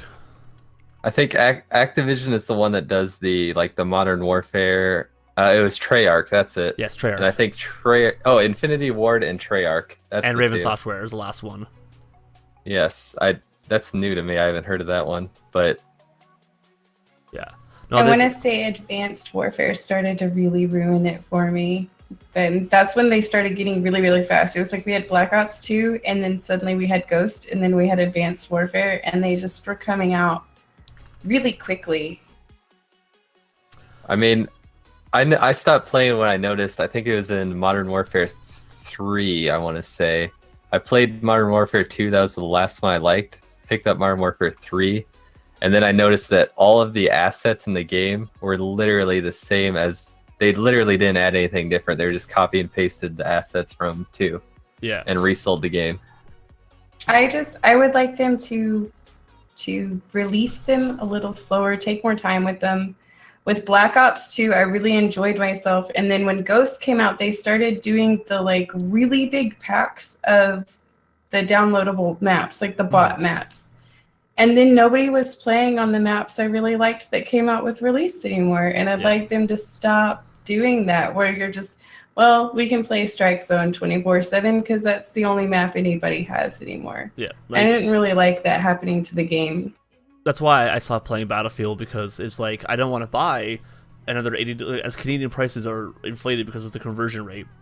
I don't want to spend another $80 to buy the map packs, but no one's playing the base maps. So if I want to play this game, I have to buy the game again essentially to get the new maps, and that just threw me off those kind of games. Like I haven't played a Battlefield or a Call of Duty in a long time because of that fact. And yeah, I do agree. You can see the release schedule here. So you've got 2003, 5, 6, 7, 8, and it's been a release every single year starting from 2005. So there's been a game every year, and I think there's not a year that they missed, is there? No. Did they miss? Is there any gaps in there? 2003, 2005 is the gap. So they missed 1 year, 2004. Other than that, it's been a straight release, and you gotta think about that. That's in Canadian prices. That's a $70 game. That's a $50 DLC season pass. On top of it, when the season pass ends, you have another $20 map pack. So you're looking at $140 for 1 year of gaming, and you're buying that game again. And I'm somebody who plays MMOs where I pay a subscription fee every month, and I think their release schedule and their monetary cost is just too much for me. I mean, you'd think that would be a bad thing for them because they're dividing their audience between multiple games now instead of focusing on support for one game. People that can't afford the next game the next year, now they have to keep up with all the servers for like probably 3 years worth of games, you know? Yeah. Do we have another viewer question? Yes, we got a lot. We got a lot more. Rogue Stalker asks, what do you think of co-op games like A Way Out becoming more mainstream for streamers? Now, A Way Out I think it just came out, and I was actually going to pick it up. I haven't had the chance yet, but it looks really, really cool. I think the whole story of it is, it's a co-op game, and you're in prison with one of your friends, and you just have to try and, find a way out of prison. And there's multiple ways to get out of prison. Yeah. So I heard about this at E3 last year, and I actually saw the concept, and I thought it was a really niche idea where both players aren't playing their own game. So when you're playing the game, both players are forced into a split screen view. So even if you're playing across the internet or not, you could always see what your partner's doing, and they can always see what you're doing. So it builds the idea of having to work together, and it helps a lot to see that kind of aspect. And this does have built-in split screen too, which a lot of games there you see the split screen. A lot of games do not have anymore. They're starting to get rid of split screen. Yeah. I definitely think this is a cool idea. Yeah, I think I might actually have to pick that up because it just looks good. I mean, you and a friend get out of prison. That's it. Yeah. That's the whole story. Even the online has a split screen function, so when you're playing with somebody online, you're able to actually coordinate with each other. What do you think, Arimi? I think it looks pretty. I don't know much about it, much about what the story is supposed to be like. It seems like it would be fun to just sit down and hang out with a friend. I don't know if it's something that I would want to stream, but it would definitely be something that I'd want to sit on an afternoon and relax with a friend online. For sure. The only downside I have, and it was just brought up in chat, that I don't like, is the fact that there is no way to play single player. So if you can't play this offline, you can't play this by yourself, you have to be playing it online with somebody else. That is true.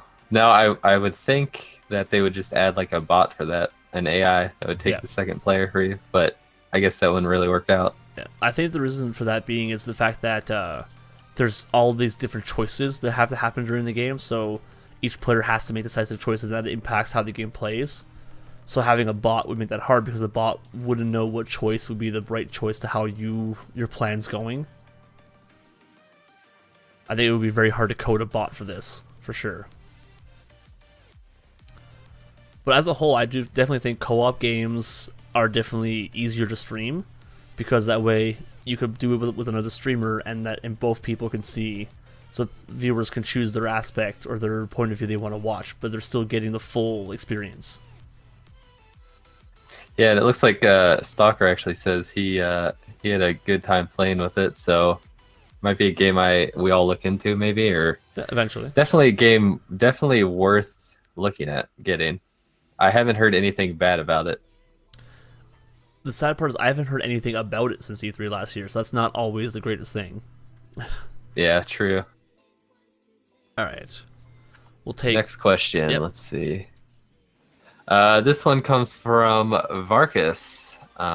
As a streamer, I'm a full-timer. I usually go for minimum 20 to 12 or 10 to 12 hours a day.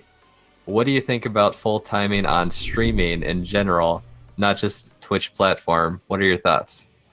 We'll start this with Arimi. We'll get her opinion first. I think that if it's something that you can make work, it's a great thing. But I think that doing things in order is really important. Knowing your priorities, knowing what you really can do and what you can give up to full-time stream.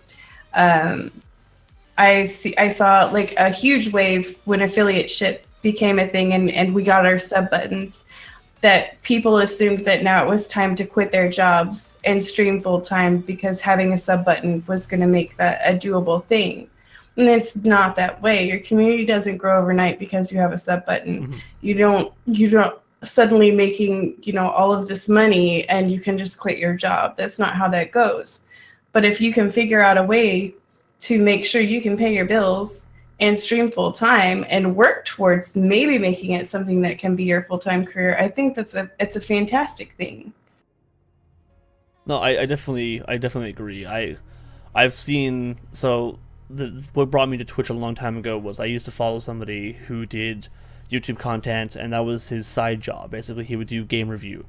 And then when YouTube started becoming an issue with monetization and his videos started dying off, he kept his main job up of community management, and then eventually went to Twitch. And even on Twitch, as a full-time streamer, he still has a photography side job and a secondary job, because you can't always depend on Twitch. Twitch, your money from Twitch fluctuates between subs versus your tips versus your bits you get. Unless you have a community where you're making like more than you need to survive, you can't rely on it full time. Yeah, it's hard to define that line of when to start full-time streaming and when to switch over and when to stay part-time. It's really, really hard to do that unless you have a really big community. Yeah. Like for myself, I have a hard time maintaining a part-time schedule. I work shift work, so 1 week I'm 7 to 3, and I can stream in the evenings, and the other week I'm 3 p.m. to 11 p.m. But the problem with that is, now that I have the day free, I have my banking needs to go do, grocery to handle, doctor's appointments or visits. I have the house to take care of because my wife gets up a little bit later because she's pregnant. So that throws a huge wrench right into my thing. So for me, I have a hard time breaching into even considering going to full time, even if I had a community for that, because I would feel like I would still need to have a secure, guaranteed way to support my family. Yeah, it's all about really security at that point. And I guess it would be easier if, let's say your partner has a full-time job and they're able to provide the security, and then you're able to just bring in extra money, what I like to call fun money. Mm-hmm. And as a streamer, full-time streamer, I think that's a good exception there. I'm going to pull up chat really quick, because I think Varkas, the one who asked the question, actually brought up a good point too. They were saying that they have a full-time job as well, but it's like taking clients via phone app. Twitch, however, takes up more time of my life. The payout from Twitch goes to Twitch upgrades, like giveaways, merch and stuff like that. Working in Malaysia is pretty okay. So even on that subject, where the person was saying that they're a full-time streamer, they still have that job security on the background to support their life, and they're using their Twitch money to go into Twitch. Like myself as well, all the money I get from Twitch goes right back into upgrading the computer, buying new games to play on Twitch, or things that help the channel grow more. I don't think I've actually pocketed any of the money for myself. Yeah, that's the same. I have my full-time job to pay the bills and all that stuff, and then all the money from streaming just goes for giveaways and new equipment and stuff. So, all right, do we have any more questions? We're up to 8. If you guys want to submit your questions, remember you could click that link. We're at 4 of 8. So this one I think is going to be directed toward Armia. Arimi? I think she would know Arimi. She would know the best out of all of us. The Solaris asks, any new features to expect from Binx? You should always expect that something is going to happen with Binx. That's all I'm going to say. Yeah, like I said, I think the newest feature that we mentioned at the start, which just released this past week for partnered streamers, is the giveaway feature thing. And I think that's going to be coming to all streamers eventually once the kinks get worked out. So that's something to look forward to. So all I heard from that was confirmed new features coming. You can take it however you want. I mean, here's what I think of Binx is the dude's like the Wizard of Oz. He just sits behind a curtain. Nobody knows anything about him. He's just constantly mashing his keyboard, making stuff happen. And then new features show up on the website. Don't pay attention to the man behind the curtain. Exactly. That's what he is. He's the Wizard of Binx. And he's like, the amount of work, like, we had to do more setup for today's stream, so this where is it? This chat overlay came up last minute today. All the assets came up last minute, and I think I've messaged Binx, I would probably say at all hours of the day throughout my time of talking with Binx, and there's always a response. So I swear they don't ever sleep. Binx is always active somewhere, and someone's always responding, and it's crazy to see that there's never a time where somebody's not answering questions. It's a good thing, though. Yes. It's a really good thing. We have a good thing here, and I'm happy that I stumbled upon a random streamer who introduced me to Binx one day. Speaking of which, how long has it been now since you've been with Binx? Oh my goodness. Just before the new year. It was before the new year, so what month is it? It's been a few months that I've been here. I can't remember. Snake looked it up before, because all the days and months have been blurring together this year. Yeah, Tinker's been here forever. Yeah. 2 years. I just gotta say, I love that name. Tinkerhell. It's just great. Binx is over 4 years old. Okay. Huh. Next question. Unless you were gonna add something. I was just gonna say, like, the fact that it's been around for 4 years, but I think it's hit its massive stride probably around like New Year's. That's when I've seen it just completely blow up on everywhere. So they did do like new branding, I think. That's when I joined, right when they started their new branding and it started to go out. That's when I joined. All right, let's move on to the next question. This one comes from Murta. I think this one's gonna be best for you, Saverin. It says, this goes back to that movie you're talking about. Okay.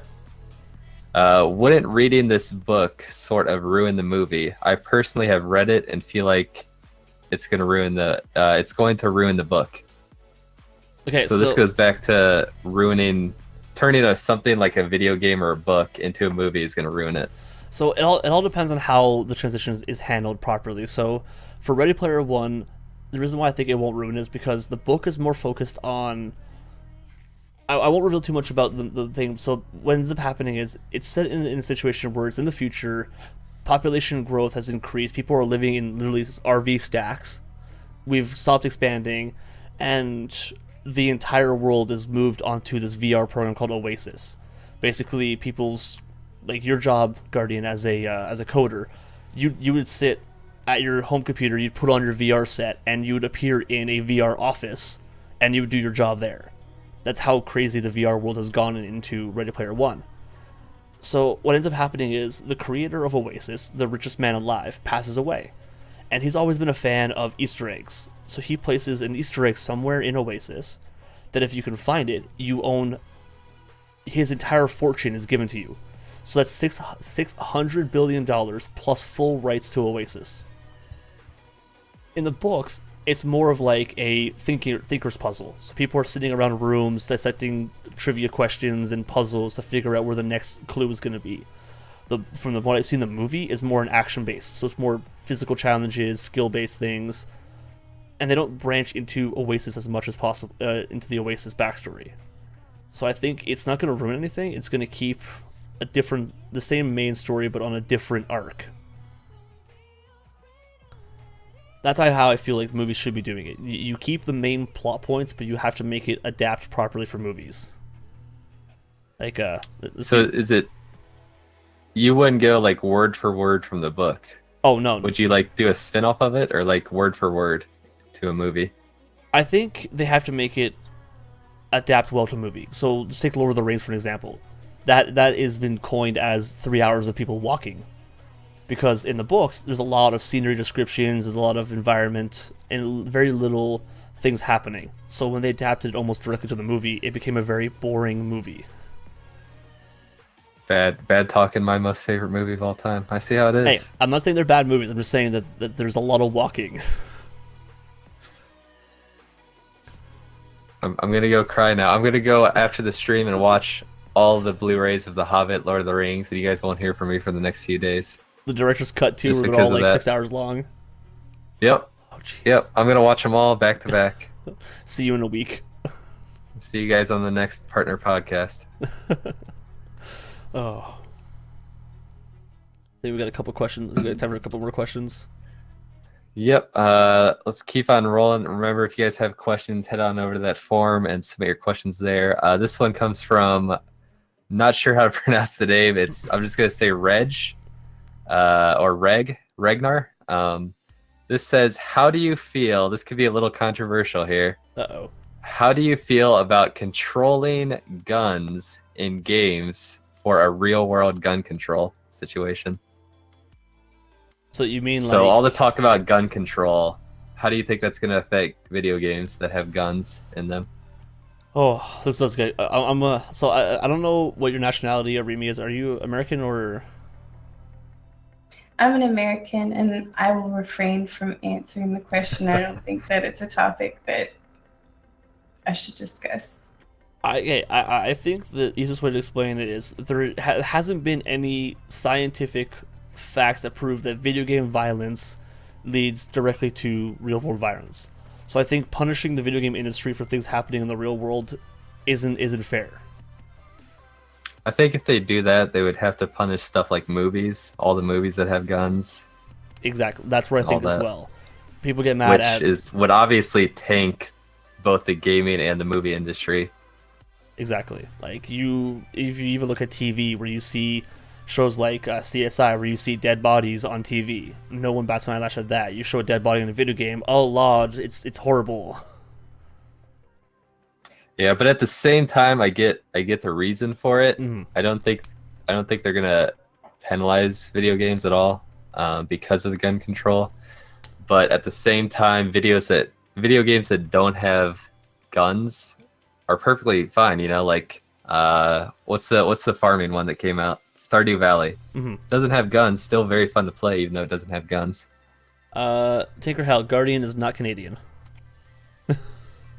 Yes, I am American. I am USA. the sole snow Mexican in the party.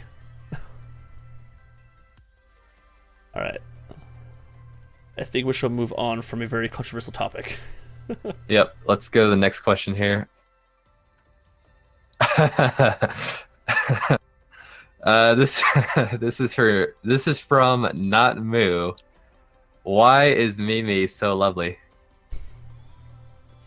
Mimi, can you answer this question?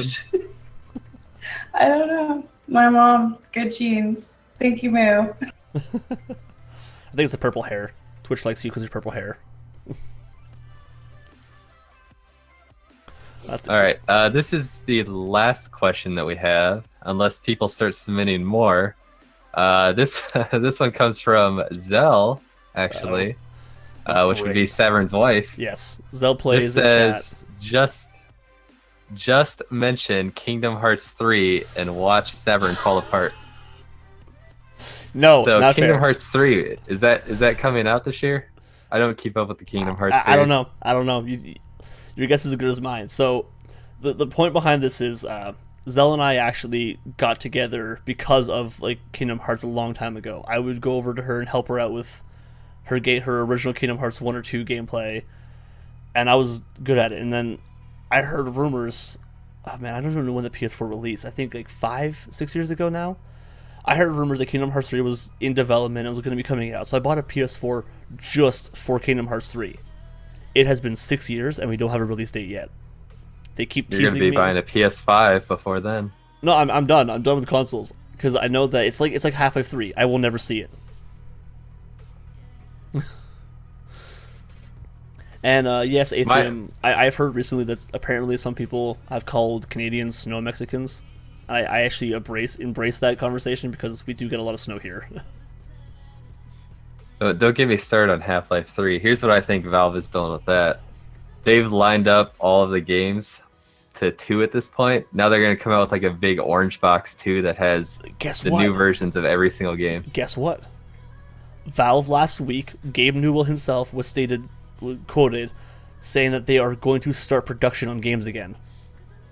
Oh, we're gonna get Portal 3, Half-Life 3, Left 4 Dead 3, Team Fortress 3. Team Fortress 3. They're all gonna come out in one big box, and it's gonna cost like $500. Yeah, in like maybe 30 years. Yep. See, I have an issue with the Left 4 Dead series because Vermintide 2 has come out recently, and that to me feels like such a spiritual successor to the Left 4 Dead series. But I feel like if they make a Left 4 Dead 3, they're going to be hard-pressed to beat the Vermintide hype. I feel like I played Left 4 Dead and I just can't remember. I feel like I played that game. Snake, did I play that game? I think I did. I think I had a lot of fun with it. It's the 4-player co-op game where you have to try and get from point A to B. And zombies everywhere. You got the screamy little, what was it called, the witch girl? Yeah, I've played that game. That's right. You've got the witch, you've got the smoker, the hunter. And a lot of people still play Left 4 Dead 2 and stream it. It's still a very, very popular game. I'm trying to find a very high quality image of something. I can't remember what the female, her name is, but on one of the posters, she actually has 2 left hands. Oh, what was that mean? I'm gonna pull Left 4 Dead 3 confirmed. So it's gonna be hard to see because it's not the greatest quality, but I can actually pull it up on. You guys can all see it. So, oh, wrong. I knew I was gonna do that at one point. So she has her right hand on the gun right here. Then she's got her right hand down below here, being held by her left hand. So she's got 2 right hands and a left hand. What? Yeah. Let's see if I can move it in a little bit more so you can kind of see it. So there's the right hand on the pistol grip. There's the right hand below, holding onto the butt of the pistol, or the bottom of the pistol grip, and the left hand holding onto the right hand. 3 hands, Left 4 Dead 3 confirmed. Yep. 3 hands, Left 4 Dead 3 confirmed. That was such just such a long time ago, but it's still the most funny poster I've seen from the game. We did get another question then, whenever you guys are ready. Yep. This one comes from Skim, who says, this is for each of us, so we'll just go in order. What was your first stream like, and what game did you play? So we'll just go Saverin, Mimi, and then me. I think we'll save ArimiMimi for last because she's laughing her butt off already. So my first stream when I started, oh man, that was Justin TV, and I was playing WoW, trying to go pro arena PvP WoW back when Justin TV first started. I then took a huge break, came back about a year ago to play Final Fantasy 15 on the PS4. And that's where I first started my stream again. Guardian? I think for me, what was it? I just started streaming really actively last year, so I should remember this. I think it was Arma 3. I was a big Arma 3 player. Tactical Milstim type player. And I think I just streamed Arma 3, and I was in a Mill Sim group, and they all came to watch the stream, so I had like 10 to 20 people in there, and then that's when I figured, like, hey, I really like streaming. I'm playing games. I might as well stream them as well so people could watch and meet some really cool people. So it went really well. After that, just became a regular streamer. Now we get to hear Arimi's start of streaming. It was really bad. It was the one and only time I have ever played Heroes of the Storm. I will never play it again. And I remember my horse dying over and over again, and my friends showed up. So one of them was very, very upset because he thought I was going to permanently lose. It was like a Sparkle Ghost horse. It's a starter horse in Heroes of the Storm. And it was really bad. And so then I said, well, I don't like MOBAs and I'm not going to play this. I don't know why I played it to begin with. So I tried to play Hearthstone and failed the tutorial. And then I ended up just playing D3. But it was very embarrassing. My first stream ever was a total fail. And there were actually people there because I had told my friends what I was doing and they came and watched. That is an interesting story. That is definitely interesting. Do we have one more question? That was the last question. Unless we get more, but I think that's it. So I think that's actually a perfect time. We're 4 minutes to the hour, so that'd be a 2-hour mark. We're going to end the stream off by just covering basically where everyone can find everybody. So, Arimi, what do you have on the list for the next couple days or the next little while, and where can people find you? Right now, I'm doing short streams. You can find me over on my channel, twitch.tv/ArimiMimi, but I'm mainly focused on launching the stream guild for Anime for Humanity with them, getting all of that set up so that April 1st we can have a concrete schedule in place. So right now, really, you could just find me on my Twitter, and I think I stream again on Monday at 6 p.m. Central. All right, Guardian, where can we find you, and what is on the dock for you? All right, you guys can find me at twitch.tv/ATCGuardian. I will be streaming. My next stream will be tomorrow. So I'm done for the night streaming, but tomorrow I will be streaming again, starting up early around 6 or 7 Eastern time, p.m. Eastern time. And I will be playing Star Citizen because we actually reached my sub goal. So that means we're doing a $45 starter pack giveaway for Star Citizen. And we also have a monthly giveaway going on. So if you guys like giveaways, you know where to find them. And myself, you can find me down at... Oh, I always do the wrong hand. I always do that. You can find me down at Maple Media on Twitch or at Saverin TV on Twitter. I do believe tomorrow night we are back on Sea of Thieves, hunting for some more pirate booty, where you will find myself and Zell. We are going to be spending the day shopping for a crib, which is going to cost a lot of money. I look forward to this. Sweet. Yeah. And then also, guys, remember, if you guys have feedback, this is our first Premier Partner Podcast. So if you guys have feedback, please feel free to reach out in the Binx Discord and let us know how we can improve the stream, what you guys want to see, what we could do differently. Awesome. So I want to thank everybody for being here. I want to thank Arimi for being our wonderful guest host, even though she was thrown to the wolves by Binx. Yep. And if you guys want to be a guest, we have two. We're usually gonna have 2 guest hosts. So if you guys want to be a guest, please let Binx know, and we'll try and get you in, schedule you in. Yes. If you are on the Binx Discord, you can feel free. My DMs are always open. So I am Saverin on, I believe I'm. Did they name me Maple Media, or am I? No, I'm Saverin. Good. A lot of Discords that I go to now, where it's tied to my Twitch, they just call me Maple Media or Mr. Maple Media, so they know who I am. If you're on the Binx Discord and you do want a chance to be on this podcast, please do feel free. My DMs are open. Just send me your name, send me if you're available on which weekends, and we will try to get people in.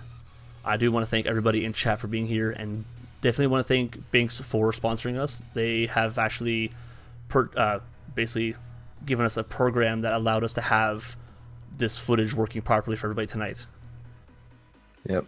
And also, when do we know when the next one will be? This was kind of I think we're gonna What did we decide on that? So people know when to tune in next. We were deciding bi-weekly, so we're not going to be doing one on Easter weekend, which is awesome because Easter weekend would probably be bad for a lot of people. The next podcast will be going live on April 7th. So same time frame, or same time period, but April 7th, in 2 weeks from now.